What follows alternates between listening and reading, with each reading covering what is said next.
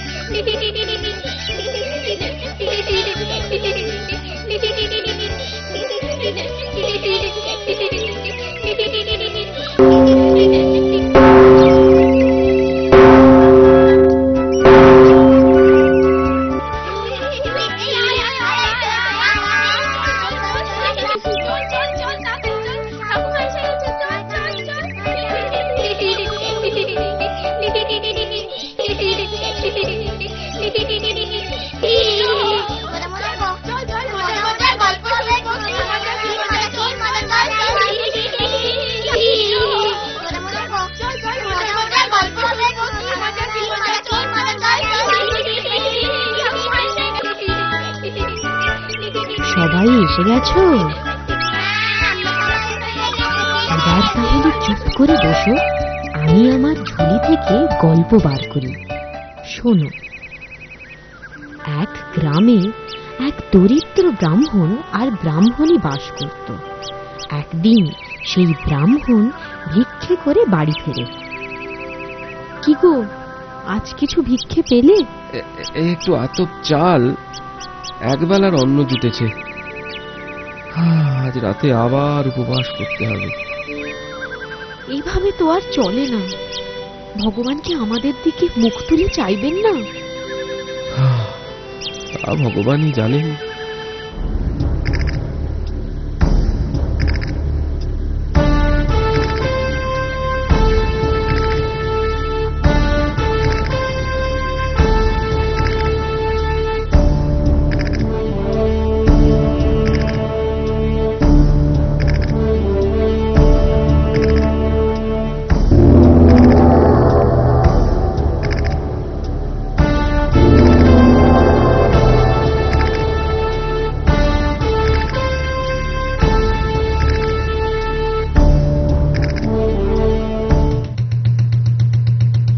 শোনো শোনো শোনো সকল প্রজাগণ, আজকে গাঁয়ের কাছারিতে জানাই আমন্ত্রণ।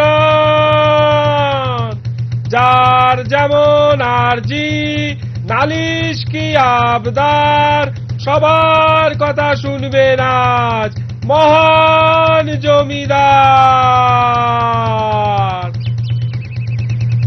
ওগো, শুনলে? মনে হয় ভগবানের দয়া হয়েছে। দেরি না করে যাও না জমিদারের সভায়। আমাদের দুঃখের কথা শুনলে উনি নিশ্চয়ই কিছু বিহিত করবেন। বলছো যখন যাই, তবে মনে হয় না এই পোড়া কপালে ভালো কিছু হবে।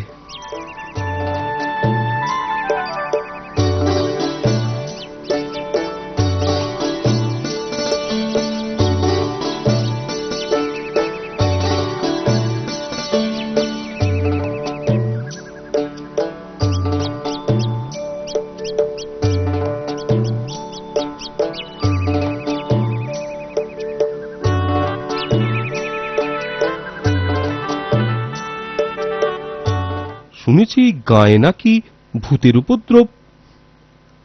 আগে হ্যাঁ হুজুর, গাঁয়ের উত্তর দিকে একটা বড় অসত্য গাছ আছে, সেই গাছেই ভূতেদের বাসা। তাই নাকি? বেশ বেশ। নায়েব, দিনের বেলায় ভয় নেই তো? তা এখন মানে দিনের বেলায় ভূতেদের দেখা পাবো? না হুজুর, দিনে ওদের দেখা পাওয়া যায় না। রাখালরা গরু চড়াতে যায়, ওরা দেখেনি। বেশ বেশ, তাহলে আর ভয় কি? হুজুর,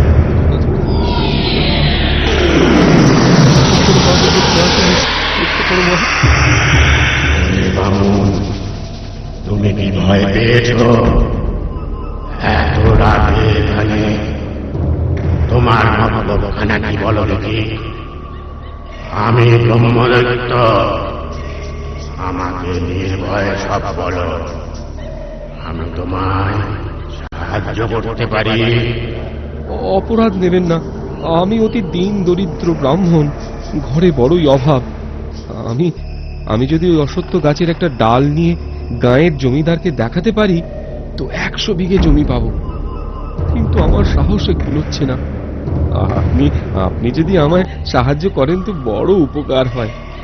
তোমার কোনো ভয় নেই বামুন, তুমি নির্ভয়ে ওই অশ্বত্থ গাছ তলায় যাও, আমি তোমার সঙ্গে আছি।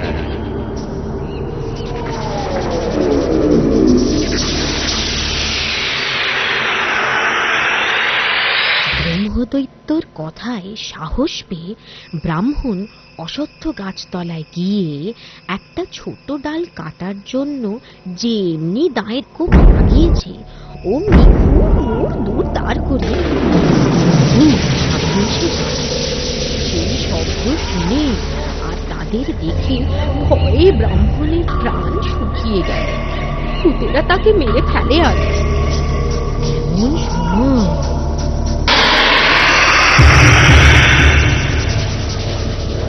ওহে ভূতেরা, আমার কথা শোনো। এই বামুন অতি গরিব, এই গাছের একটা ডাল পেলে ওর দুঃখ বুঝবে। গায়ের জমিদার ওকে 100 বিঘে জমি দেবে। তোমরা ওকে কিছু বলো না, গাছের ডাল কাটতে দাও। হুজুর, আপনি যখন বামুনের উপর সদয় হয়েছেন, ওকে আর কষ্ট করতে হবে না। আমরাই ডাল কেটে দিচ্ছি, আমরাই ডাল কেটে দিচ্ছি, আমরাই ডাল কেটে দিচ্ছি।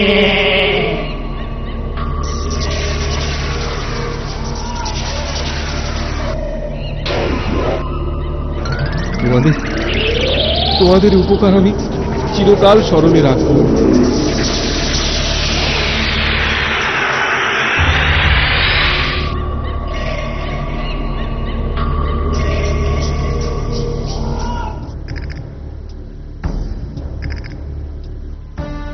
আশ্চর্য,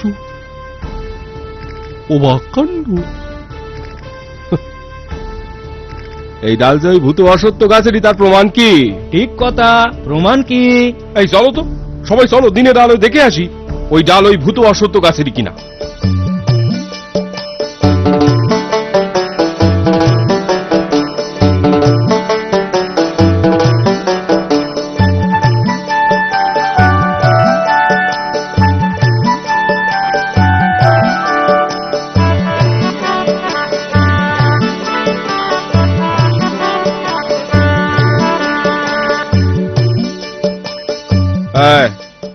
এই যাও দেখো তো ওই কাটা ডালে এই ডাল মেলে কিনা। যাও যাও, ওটো, গাছের ওপর ওটো, যাও। হুজুর, এ ডাল এ গাছেরই। বামুনের সাহস আছে। নায়েব, বলুন হুজুর। 100 বিঘে জমি বামুনকে এক্ষুনি দেওয়ার ব্যবস্থা করো, এক্ষুনি করো। যথা আজ্ঞা হুজুর। মহানুভব জমিদার মহাশয়ের জয় হোক। জয় হোক, জয় হোক, জয় হোক, জয় হোক। দেখো বামুন, তোমার জমি সীমা বুঝে নাও। ওই দূরে ওই তাল গাছের সারি দেখা যাচ্ছে, সেখান থেকে এই অবধি জমির মালিক আজ থেকে তুমি। হ্যাঁ, এত এত জমির মালিক আমি? বিশ্বাসই হচ্ছে না। এসবই তার দয়া। ধানগুলো পেকেছে বলো? সেটাই তো চিন্তার। 2-1 দিনের মধ্যে না কাটলে সব ধান নষ্ট হয়ে যাবে। 100 বিঘে জমির ধান মজুর লাগিয়ে কাটাবো, সে পয়সা কোথায়? তবে উপায়? উপায় একটা আছে। ভাবছি সেই দয়ালু ব্রহ্মদত্তের কাছেই যাই, তিনি নিশ্চয়ই একটা কিছু করবেন। তোমায় কি ভূতে পেয়েছে?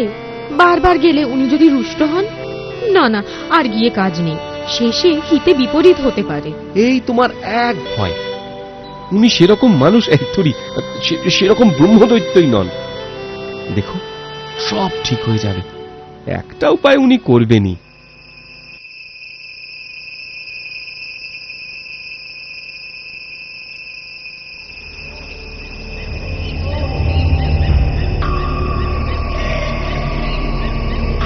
প্রভু, প্রভু আপনি কোথায়?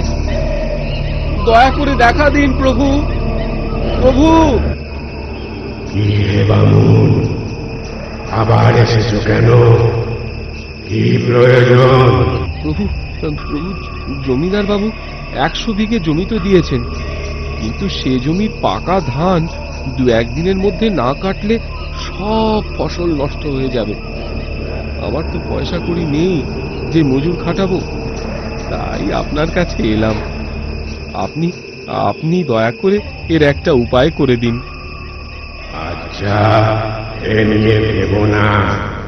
তুমি 100 খানা কাস্তে কাল সন্ধ্যায় এই বকুল গাছ তলায় রেখে যেও।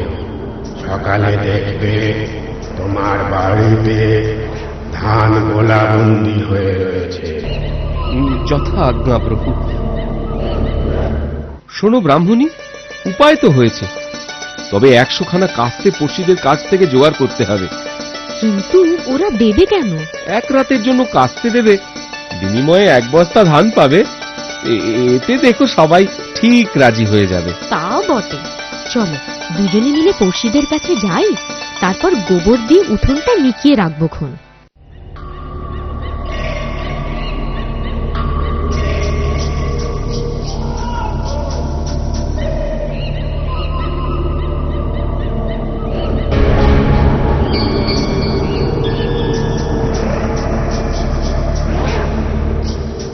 ওহে ভূতেরা, ওই দেখো 100 খানা কাস্তে। আজ রাতে তোমরা সেই ব্রাহ্মণের 100 বিঘে জমির ধান কেটে ছেড়ে তার বাড়িতে গোলাবন্দি করে দিয়ে এসো। শোনো, কোনো কাজ যেন বাকি না থাকে। যে আগে যে আগে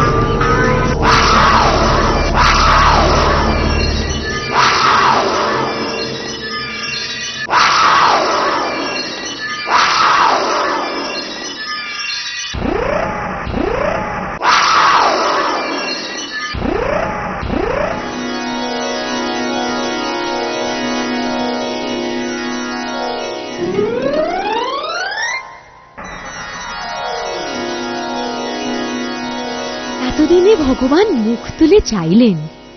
আমার তো মনে হয় ওই ব্রহ্মদৈত্যই সাক্ষাৎ ভগবান। তা যা বলছো, ওর অশেষ দয়া। ব্রাহ্মণ সেই ধান বিক্রি করে অনেক টাকা পেল। সেই টাকা দিয়ে ক্রমে ঘর বাড়ি দর দালান তৈরি করে ব্রাহ্মণ আর ব্রাহ্মণী সেই গ্রামে সুখে স্বাচ্ছন্দ্যে বসবাস করতে লাগল। আমার কথাটি ফুরলো, লুটে গাছটি মুড়লো।